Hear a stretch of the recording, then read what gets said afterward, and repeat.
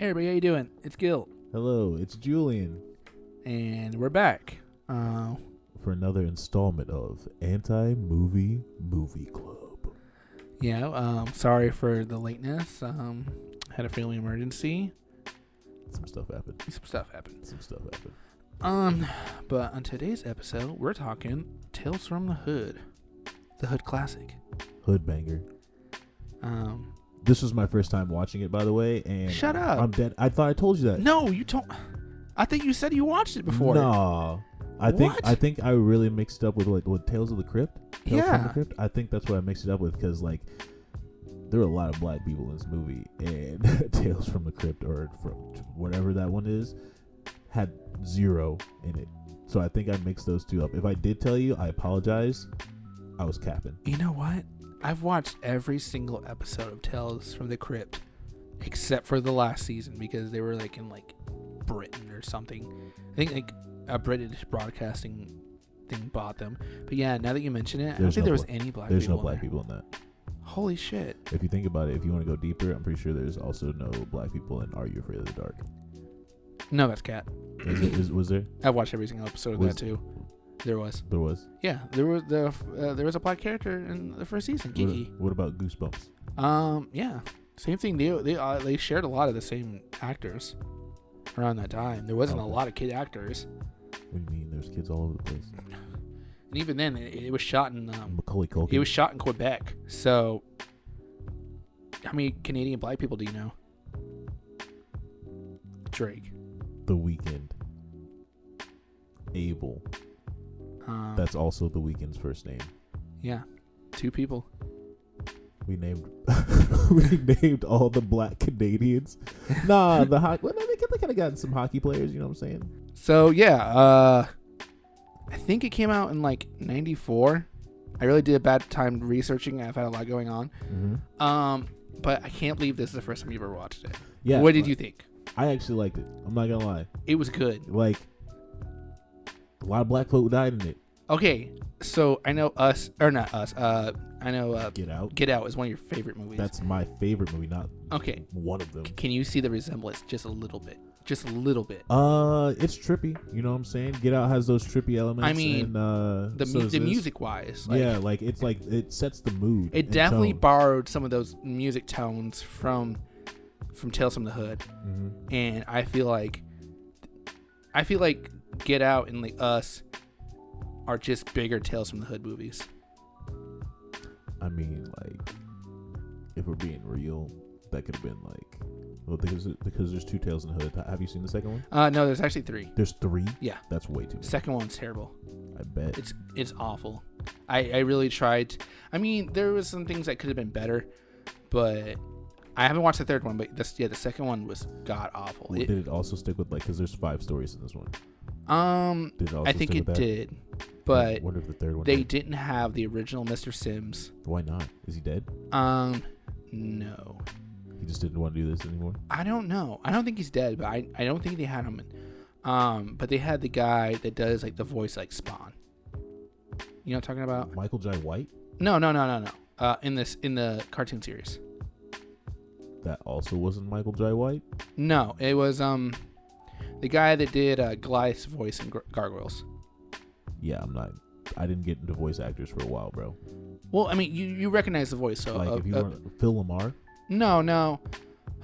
I'm trying to think of anything. I mean, he's a voice actor, but he's also a normal actor.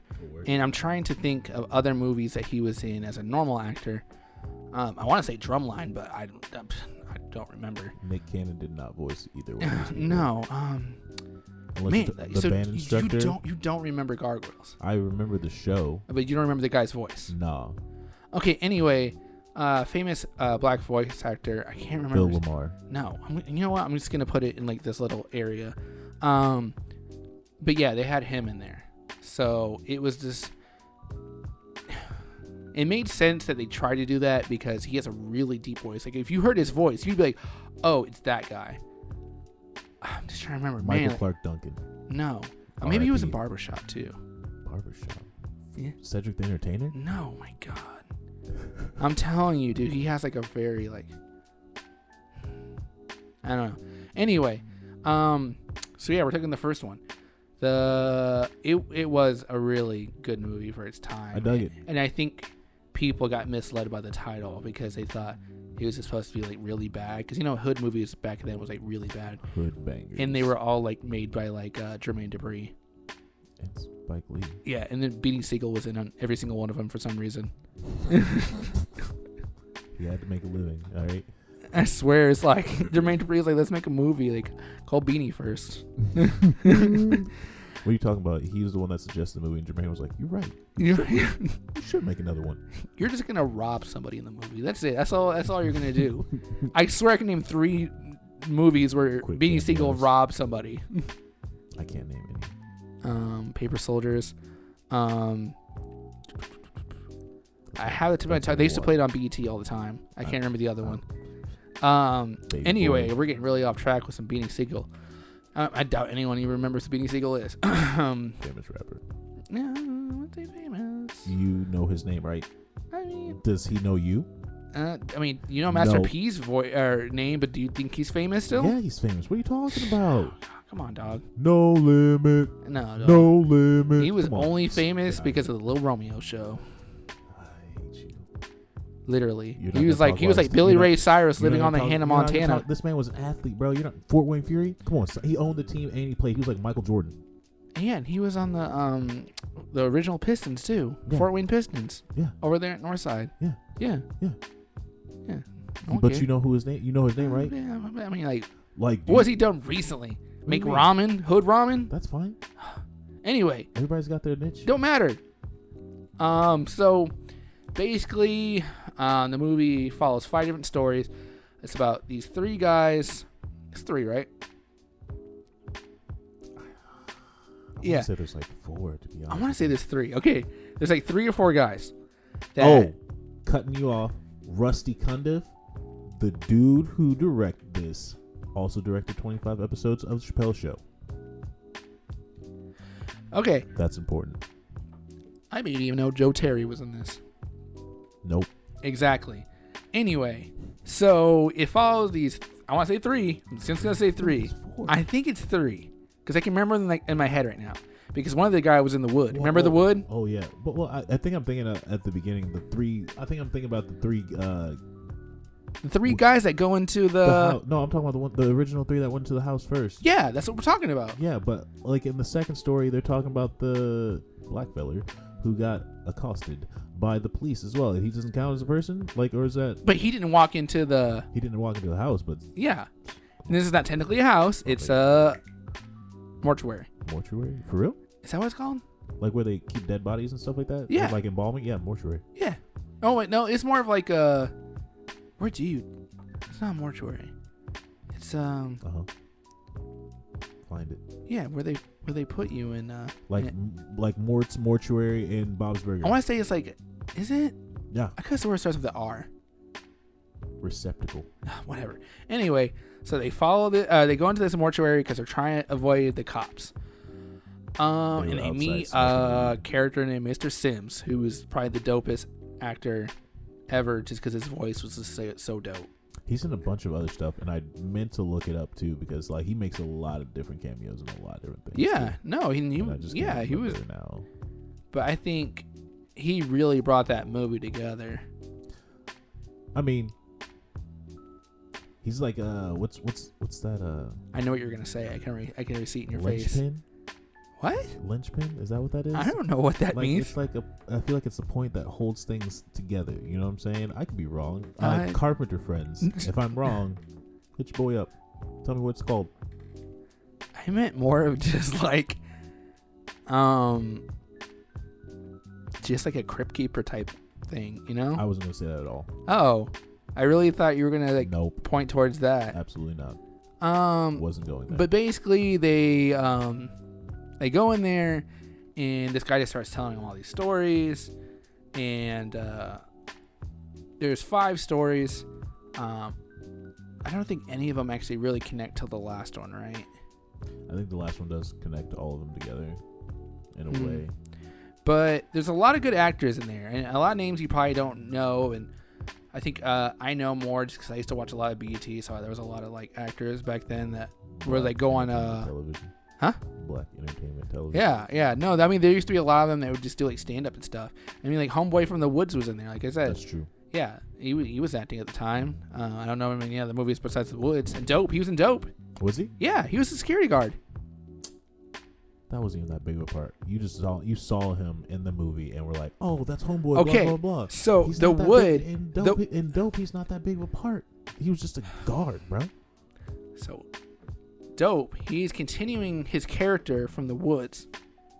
Nah, no. I'm not saying you're wrong. Okay. I'm not saying that. I'm just saying he was not important in Dope. He was still in it. But that was probably the first role he had in like 10 years. But anyway, we're not getting on that. We're not talking about that. Anyway. And they had, like I said, Joe Terry. They had Homeboy from A Living Color in there. Which one? No, there's only one. There was definitely one. I thought... What do you mean? In the I think it was like the third story. David Allen Greer. Oh, David Allen Greer was in there. Yeah. I think David Allen Greer was probably the biggest name in there. Bro, I almost said Bill Bellamy for a second. Anyway, so yeah, 5 stories, all different like curves and stuff like that. And I still can't believe this is your first time watching it. Very first time. And if I'm being honest with you, I probably watched the third one before I actually watched the first one, to be honest. Like, I feel like I did. Wait, you actually watched the third one? I think I actually watched the third one. Oh. Which shouldn't have happened because, like, these kind of things aren't my... Right. Cup of tea. And like, I want to give out more information about this, but I just feel like you really can't because each story has their own dynamic in it. Oh, for sure.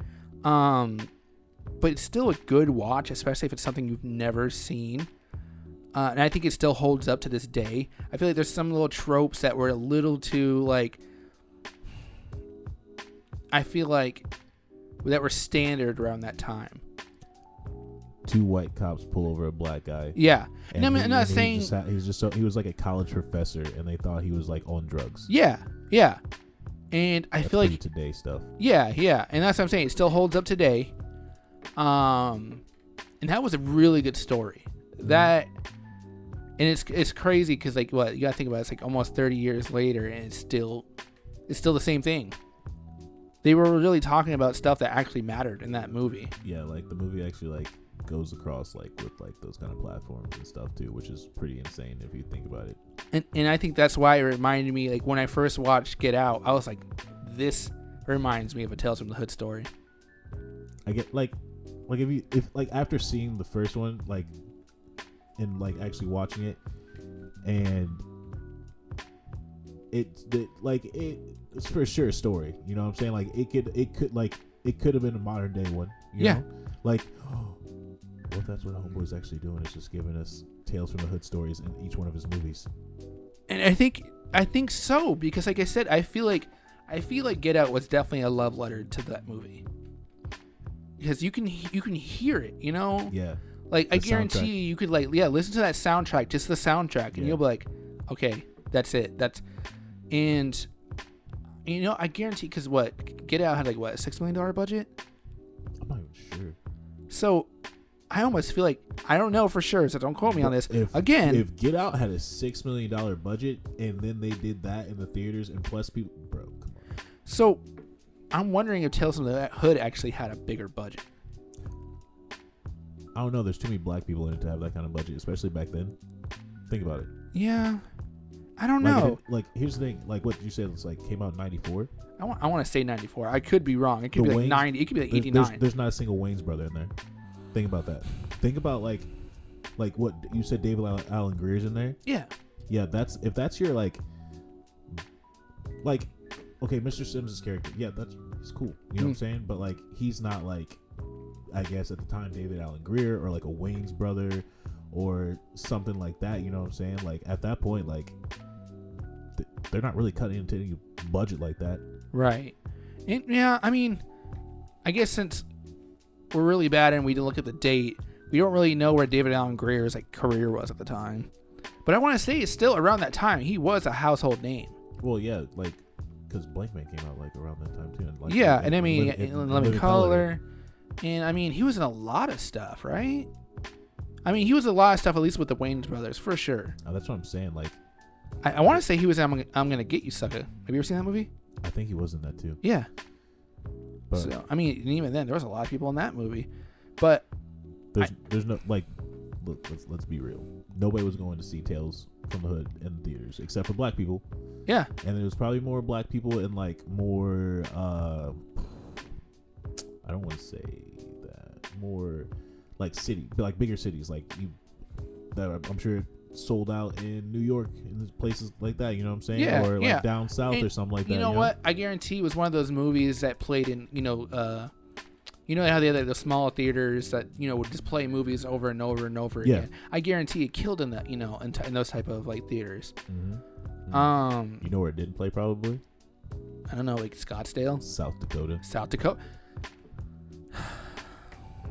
For sure, nobody from South Dakota knows about this movie. Yeah. Well, maybe now if there's like a really like weird dude that's into filmography and stuff like that, that's just like, oh, this is a classic. That just like sits in his mom's basement and all that. Yeah. Yeah. Well, okay. So out of 1 to 5 Julians, what would you give it? I'm gonna give it a 3.5. Really? I'm gonna give her a 3.5. Come on, dog. It's not worth 4. You know what I'm saying? I would say I would give it a 4. I would give it a solid 4. Can't do it. Just because like they did a lot with what their budget was. Oh, for sure. And I mean, like I said, some of the stories really held up really well. You know why I'm giving it a 3.5? A lot of brothers died in this movie. A lot. I mean, it's funny though, because like a lot. I actually didn't like really watch and appreciate this movie till I was an adult, and I always got it confused with this movie that Snoop Dogg did. Bones. Was it Bones or was it? It's Bones with Billy Bones. It's got to be Bones, bro. Because if you're it was the same concept, right? Yeah, because like if you're, especially like you're saying you watch this on BET a lot. Bones was on BET like every 2 hours. But it was like the same concept, like 4 or 5 stories. It's not about. I don't think Bones is about stories. It's literally about. He literally has a movie where it's almost similar in a sense, like where he's telling these stories. Snoop Dogg. The D.O. Double Jizzle. Yes. He's a terrible actor. Yeah, and trash. Sorry, man. I feel like we really need to put this out there. Snoop Dogg is just a public figure at this point. He's a figurehead. And even like towards the early 2000s, he was like, you know what? My rap career is not going to go out much farther. Snoop Lion. So I'm just going to like keep smoking. People are going to know me as a smoke guy, like Cheech and Chong. I mean, he's up there with them, you know? Like, for real. Yeah. Like, I guess him and Wiz Khalifa. And then Seth Rogen proved, hey, stoners can act. I guess. I'm sure stoners have been acting like way before then. But like not as public. Not as good. Yeah, but not as public. Not as good as Seth Rogen. I mean, he slaps. Exactly. I'm not even cap on that one. He slaps. So yeah, if you haven't watched it, seriously, go give it a look. Like, I think it's on Amazon. Okay, so after I watched the movie, I did do like a lot of research on it, but like there is an actual like YouTube cult following of this movie too, and they keep track of like they'll tell you all sorts of weird facts and stuff like that. That's how I found out that the director also directed 25 episodes of the Chappelle Show, stuff like that. Like they're like, even if you just like go on YouTube and check that out, they go into detail, like more detail than you need, but it's so fire. Right. Yeah. No. And it's definitely one of those movies you're gonna like think about at the end of it, and you're gonna realize like how a lot still hasn't changed. So, what's your movie for next week? You forgot it, and I knew that was gonna happen. I had legit you forgot we started recording. Before we even started, this guy was like, "I'm gonna pick a movie." I'm looking it up, and that's such a cheat move. Little does Gil know is I've always got my movies picked out a week before. Cheater. Except for today, I looked it up right in front of him. But he already forgot it. Memento with one Guy Pearce. It's a slap. Who's Guy Pearce? He's an actor. Next question. But I mean, like, what would I know him from? Nothing, probably. Maybe if you looked at him, you'd be like, oh, that guy. Okay, well, I guess Memento's next week's movie. So, you ever seen it? No, I've never seen it. Talk about that. Yeah, you haven't. Yeah, I've never seen it. Anyway, like and subscribe, hit the bell button. Get ready, I guess. Get ready for Memento. Thanks for tuning in this week, Yeah. Make sure you hit antimoviemovieclub.com. Follow us on our socials. Try to keep up with us. We'll try to be back next week. If this guy doesn't, just whatever. I'll just be out here. Yeah. We'll see you guys next week. Bruh.